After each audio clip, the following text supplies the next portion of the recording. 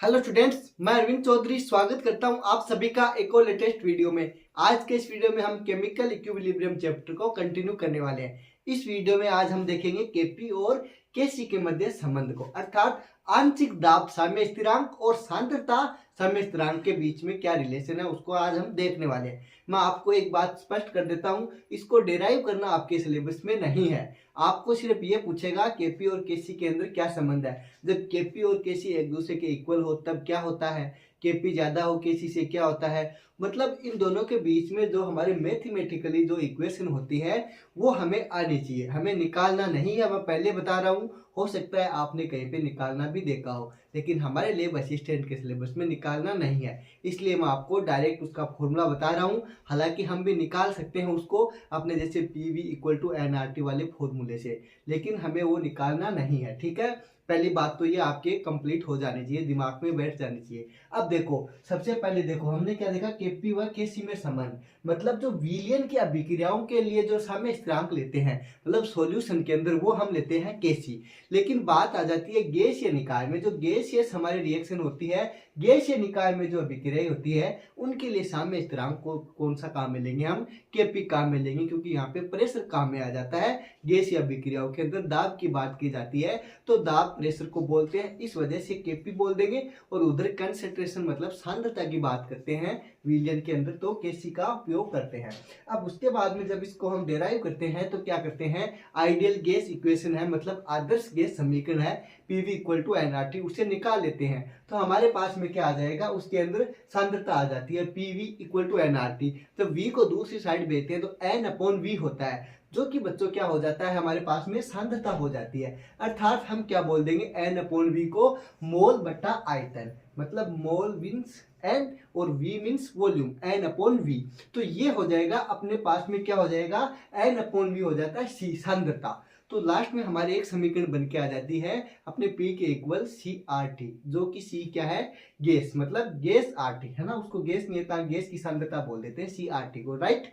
तो यहां तक हमारी चीज समझ में आ जाती है कि सर इस प्रकार हम निकालते हैं, लेकिन इसका हमें डेराइव नहीं करना, ये चीज आप लोगों के समझ में आ जानी चाहिए। उसके बाद में हम एक रिवर्सिबल रिएक्शन लेते हैं, उत्क्रमणीय अभिक्रिया, जो कि हम अभी तक लेते आ रहे हैं, जैसे कि ए प्लस बी से हमारे सी प्लस डी बन जाता है। उनके जो गुणांक होते हैं या नियतांक होते हैं, कांस्टेंट, ए का स्मॉल ए हो जाता है, कैपिटल बी का बी हो जाता है, सी का स्मॉल सी और डी का स्मॉल डी हो जाता है, उसकी सांद्रताओं को व्यक्त करते हैं, तब की बात है। लास्ट में हमारे फाइनली जब इसकी मतलब के P equal to K C R N R T की जो मतलब दोनों के बीच में संबंध आ जाता है, वो फाइनली हमें याद होना चाहिए। इसके अलावा आपको कोई भी कुछ नहीं पूछता, डायरेक्ट ये पूछता है इन दोनों के बीच में संबंध क्या है। तो एक इक्वेशन लास्ट में निकल के आ जाती है बच्चों हमारे पास में कि के P equal to K C R T की power C plus D minus A plus B, मतलब यहाँ पे क्या आ जाता है, सी प्लस डी और ए प्लस बी क्या है, उत्पाद और अभिकारकों की सांद्रता है।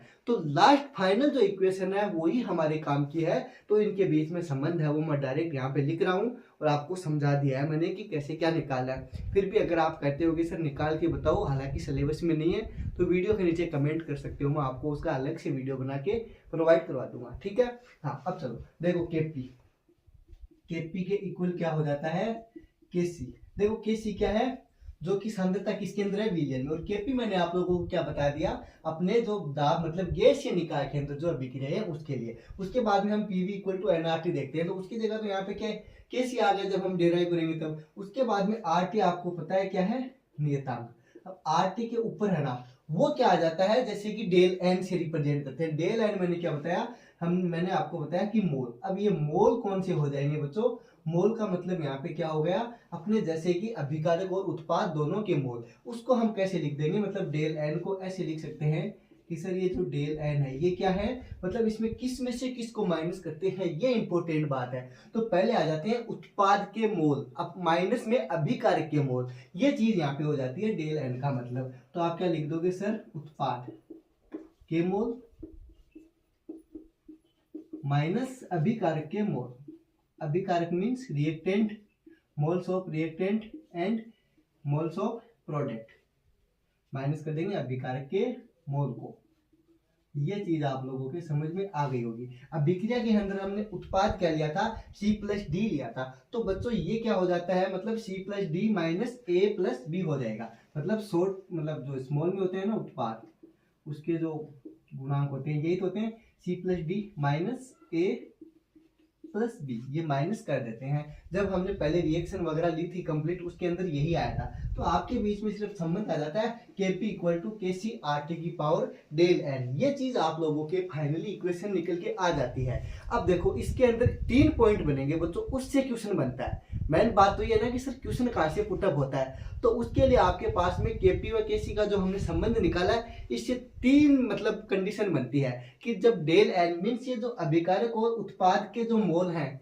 इनकी संख्या 0 हो, या फिर इन दोनों के किसी का पॉजिटिव हो, या फिर डेल n की वैल्यू माइनस हो, तब क्या कंडीशन बनती है, किस स्थिति में Kp ज्यादा होता है, किस स्थिति में Kc ज्यादा होता है, ये इंपॉर्टेंट आ जाता है यहाँ पे। तो सर इसमें 3 कंडीशन बन जाएगी इसके अंदर, ठीक है। तो यहाँ से तीनों कंडीशन आप लोगों को आनी चाहिए।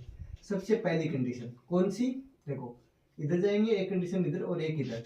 तो सबसे पहली कंडीशन में यहाँ पे बात कर लेता हूँ कि सर जब इसके अंदर डेल n है, कौन डेल n, इसका मतलब उत्पाद के मोल माइनस अभिकारक के मोल, यहाँ इसकी वैल्यू क्या हो, दोनों इक्वल होंगे तो क्या आ जाएगी, 0 आ जाएगी, मतलब दोनों बराबर होंगे तब। तो फर्स्ट केस क्या ले लेंगे, del n equal to 0, delta n equal to 0 हो, तब क्या होता है सर, इंपॉर्टेंट बात है बच्चों, जब इनकी वैल्यू 0 हो जाएगी तो आपने देखा होगा कि मतलब दोनों के मोलों की संख्या बराबर होगी। अगर मैं आपको एक रिएक्शन लेके समझाऊं उससे आपके ज्यादा समझ में आएगी ये चीज। जैसे कि एक रिएक्शन लेते हैं हम H2 प्लस I2, आप लोगों को दिख रहा होगा, मैं 1 मिनट चेक कर लेता हूँ कैमरे में, है ना, हाँ दिख रहा है, ठीक। हाँ तो क्या है H2 प्लस I2, ये चीज आपकी देखो ये रिएक्शन दी हुई है, तो इधर क्या बन जाता है 2HI बन जाता है। अब आप लोगों को पता है कैसे अभिकारक और उत्पाद की सांद्रता लिखते हैं, लेकिन हमें तो डायरेक्ट यहाँ पे वैल्यू रख देनी है, किसके ऊपर, यहाँ पर। तो 2 - 2 हो जाएगा। 2 - 2 कैसे हो जाएगा, क्योंकि देखो दोनों की वैल्यू क्या है, इक्वल है, इधर भी 2 है और इधर भी 1 + 1 कितना हो गया, 2 हो गया। अभिकारक और उत्पाद 0 हो गए, दोनों 2 - 2 हो गए, ठीक है। तो यहाँ पर डेल n इक्वल टू क्या हो जाएगा, 2 - 2। देखो इसका गुणांक 2 है, इधर इसका I2 का 1 है, इसका 1 है, तो 1 + 1 2 और 2 मतलब 2 - 2 कितना हो गया बच्चों, 0 हो गया। डेल n इक्वल टू क्या हो गया यहाँ पे फाइनली 0। ये कंडीशन बन गई है ना।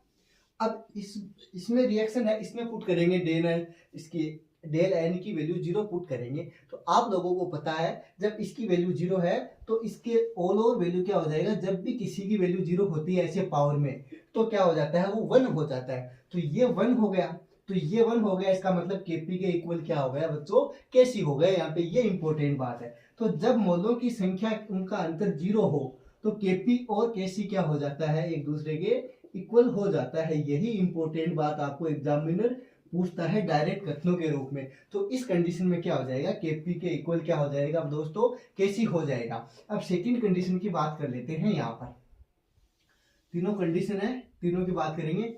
ये फर्स्ट कंडीशन, उसके बाद में यहाँ पर बात करते हैं केस सेकंड की, है ना।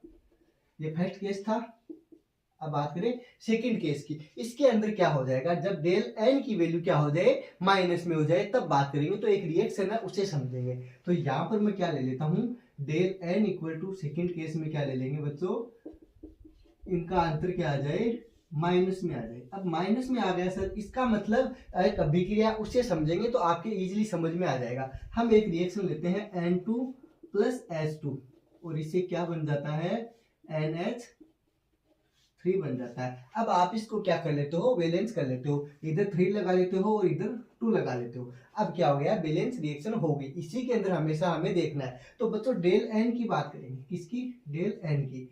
तो ये कैसे निकल जाएगा, अब देखो इसमें उत्पाद कितने हैं, अभिकारक कितने हैं, ये देखो। सबसे पहले आपको क्या देखना है, उत्पाद के मोल। उत्पाद कौन सा है इसके अंदर, ये। तो उत्पाद के मोल कितने हैं, 2, नंबर ऑफ मोल्स ये रिप्रेजेंट करता है। NH3 के मोल कितने हैं, उत्पाद यही तो है, तो 2 माइनस अभिकारक के मोल कितने, H2 के 3 हो गए और N2 का 1 हो गया, तो 3 और 1 कितना हो गया, 4 हो गया। तो टोटल यहाँ पे 4 हो गया, तो माइनस कर देंगे।